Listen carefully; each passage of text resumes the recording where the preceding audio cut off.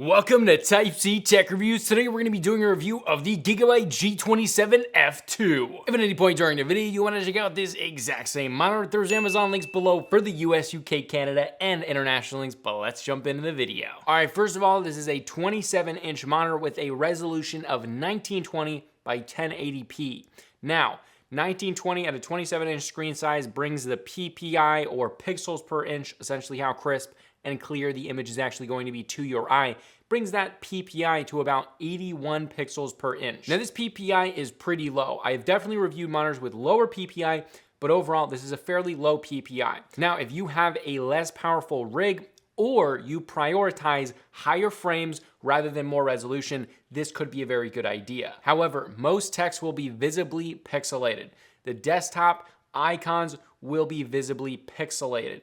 That's not necessarily a bad thing if you're gaming, because it's always less noticeable. Pixelation is always less noticeable when things are in motion. So it's not like insanely pixelated. I don't want to make it sound like it's insane, but you can definitely, if you look hard enough with most text, you will be able to see that there is pixelation there. As for the panel type, this uses a super speed in-plane switching panel, or an SS-IPS. If you're used to an IPS, this is basically just that, but the SS is just a modified IPS panel that is faster, has a faster response time. That's it. All right, for refresh rate, this natively hits 165 Hertz, but it has a factory overclock to go up to 170 Hertz, 5 Hertz increase. They did that, it's cool. As for variable refresh rate, this uses FreeSync Premium, and it does work well with G-Sync. I had no problems with G-Sync, and most of the time you're gonna be hitting those high frames anyway. If you do have a very powerful graphics card, I was running a 3080, I was basically never dipping in frames almost ever.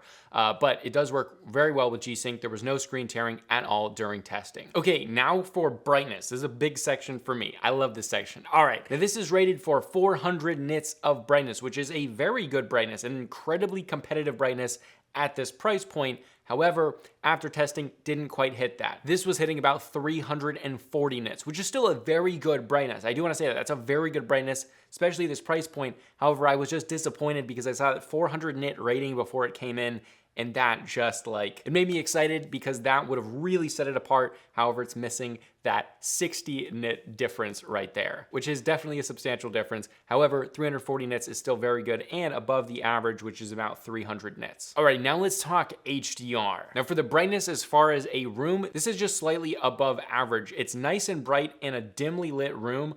Games appear very vibrant and very pretty. However, if you're in an incredibly bright room with sunlight, especially sunlight, you are probably going to want to shut those windows or shut the curtains if you are doing gaming. If you are doing like workflow type stuff, you know, typing out some emails, not going to be a problem at all, even with the windows open. But if you are gaming or want a more cinematic experience, you're going to want to shut those blinds. But if you have a ton of can lights in the room, you should be fine with 340 nits. Although, again, if you're gaming, you're probably gonna wanna dim them. All right, now let's talk HDR. Now the brightness does not substantially increase when you switch to HDR.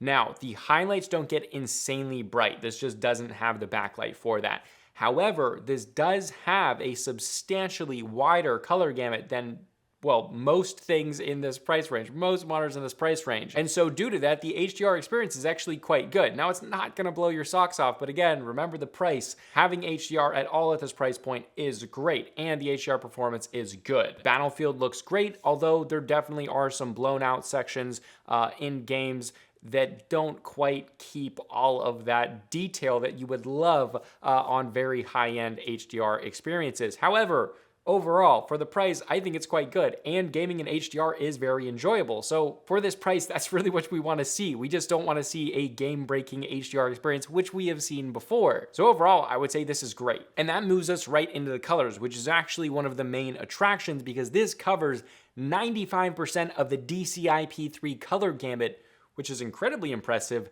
at this price point, considering all the other stats. Now, they call this studio grade color, and you can definitely do some very light, basic YouTube video editing on this. However, anything more serious than that, you're gonna want a bump up in resolution or a color calibration, or both. Probably both. Out of the box accuracy is good, but not great. The white tones on my unit out of the box were a little bit warmer than they should be. But I do want to stress just a little bit, it wasn't too intense. Like we've had some monitors that are very, very warm out of the box. However, this one, definitely usable. If mostly what you're doing is gaming or workflow type stuff, writing emails, taking down notes, browsing the web, looking at YouTube, stuff like that, pretty much fine. However, after calibration, the results were quite good. Now for gaming, I wouldn't say a calibration is necessary. Obviously, this depends on unit by unit, but I'm assuming it's probably going to be fine based on my personal experience from Gigabyte. However, the last thing that we're going to talk about is at full 170 hertz, this thing can output 10 bits of color, which is awesome. All right, moving on to contrast ratio and backlight bleed. This is an IPS panel. You're gonna get a 1000 to 1 contrast ratio. So the blacks are not gonna be insanely deep and black. However, I do wanna say this experience of this monitor is very, very good. And we're gonna get to that closer to the end of the video when we go over everything. But it's very good, and really the only things you're missing here is the blacks, and I don't think that's an issue. I am an IPS fanboy, I love deep blacks, I especially loved the new Alienware OLED monitor, stuff like that, but still, IPS is just so reliable. At this point, it's incredibly inexpensive, which it didn't used to be, and we get monitors like this. But yeah, let's talk about backlight bleed. Okay, now there was a little bit of backlight bleed here. There was 2 small spots on the upper corners, the left corner or just the top of the screen. It was so little that without doing a test, I did not notice it. But obviously when you do a test, you can see it slightly, but still very, very minimal. From my past experience with Gigabyte, they haven't really had any quality control issues that have been big with all of the monitors that I've personally bought or that they have sent to me. So I would say this is not a reason for concern, but if this does bother you, obviously just ask for a replacement and you should be good. In the past, probably my last 10 Gigabyte monitors, I think I've only had 1 that had backlight bleed, not including this one. So that would be 2 in the last 10. Which is probably, I would say that's not as good as something like LG, but it's still pretty good. You got a 1 out of 5 chance. I'd say that's pretty good. All right, now the response time, ghosting, and input lag. This is one of my favorite sections every single time. Let's get into it. The pixel response time is quite low, resulting in basically no ghosting. This thing is almost perfectly crystal clear. And I say almost perfectly crystal clear because we've had IPS monitors on the channel before, not OLED, but IPS monitors that have been perfect, which I think actually was a Gigabyte monitor, which was the Gigabyte M32U, which is a substantially more expensive monitor, but this one is very, very good. It seems like recently Gigabyte has gotten very good at tuning for ghosting, which is great. Now, there are 5 different response time settings. There is off, smart OD, which I think is overdrive, picture quality, balance, and speed. Now, the names mean nothing. This literally could be lowest, low, medium, high, and then fast, or something like that. It could be any of those things. Don't actually listen to the name. Don't think, oh, I want the best picture quality, so you go for the picture quality. No, absolutely not. That's just low, like higher, and then high. You know what I mean? Those names mean nothing, and I don't like that part because it's kind of easy to misinterpret what that means. So basically, those are the different levels of speed. Now, the 2 highest ones, which are balance and speed, those both cause pixel overshooting and inverse ghosting. So never put them in those 2 modes. They don't look good at all. There's too much pixel overshooting and inverse ghosting. But in the picture quality one, which is the fastest one, it's right there in the middle, that one is tuned incredibly well. There is almost no ghosting, and it doesn't seem to be any pixel overshooting and inverse ghosting either. So you just have a tiny amount of ghosting. Now, if you've ever used a monitor before and you're looking at this one, this will have lower ghosting than every monitor that you've used previously.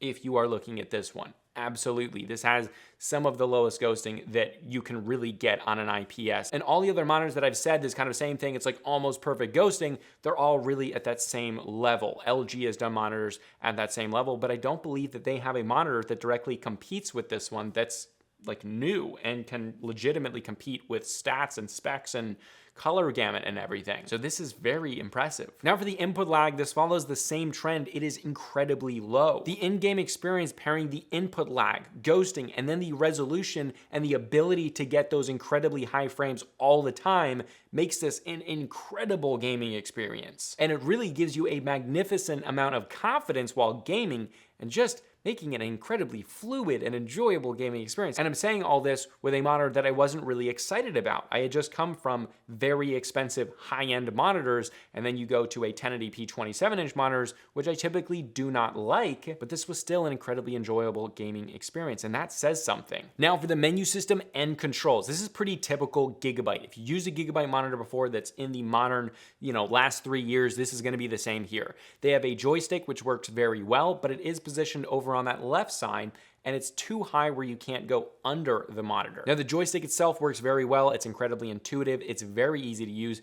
Even people that have no experience with this can pick this up and use it very, very quickly. Now, like I said, the placement is pretty bad because if you have a dual or triple monitor setup, you can only reach that menu system if you put your hand way under the back of the monitor, or you actually have to physically move it. And there's no swivel in the height, so it's much more difficult to actually get to that menu system in a dual or triple monitor setup. They definitely need to add it underneath, right in that middle chin, like a lot of the new Dell and LG, the original monitor manufacturer, to do that. But the menu system itself, it's not super pretty. It kind of looks bad. It definitely looks old. However, it's functional. It's pretty easy to navigate. It's fairly intuitive. Overall, it just gets a pass. It's definitely better than like Samsung, but still not even close to on the level of LG, and definitely behind Dell. As far as Vesa compatibility, this is compatible with 100mm by 100mm Vesa mounts, and this would be incredibly easy to mount because it is light. Moving on to ports, this includes 2 HDMI 2.0s, very impressive, a DisplayPort 1.2, 1 USB Type-B upstream, and then 2 USB Type-A downstreams. And then lastly, a 3.5mm audio out. Now, there's a couple of really impressive things here, like really impressive for the price point.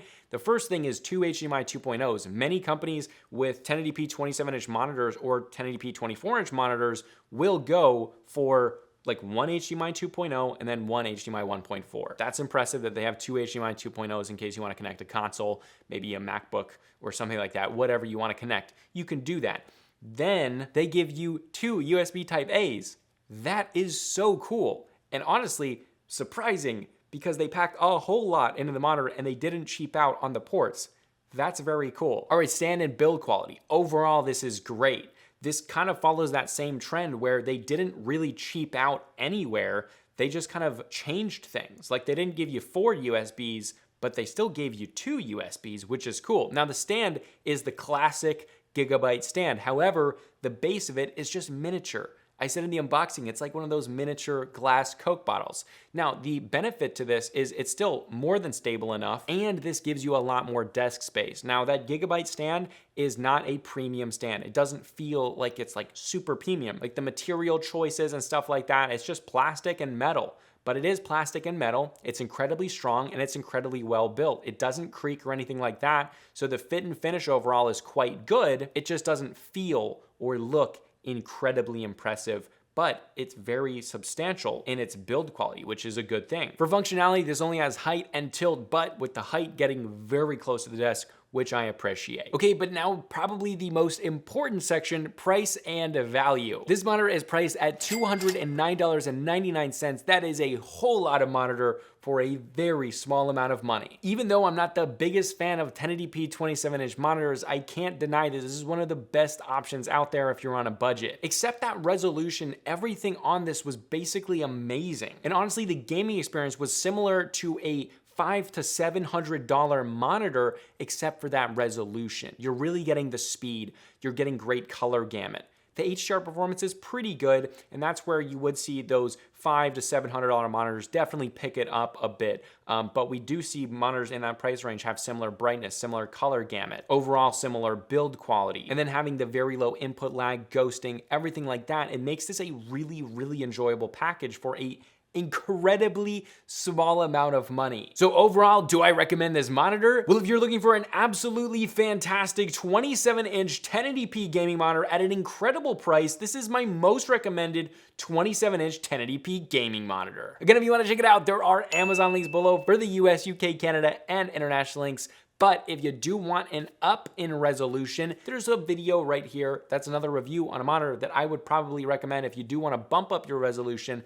Obviously, you're gonna bump up that price considerably, maybe even double, because 1080p 27-inch monitors are an insanely good price right now for a very good package. You just don't get that resolution. But yes, this was Type-C Tech Reviews, and I'll see you guys in the next video.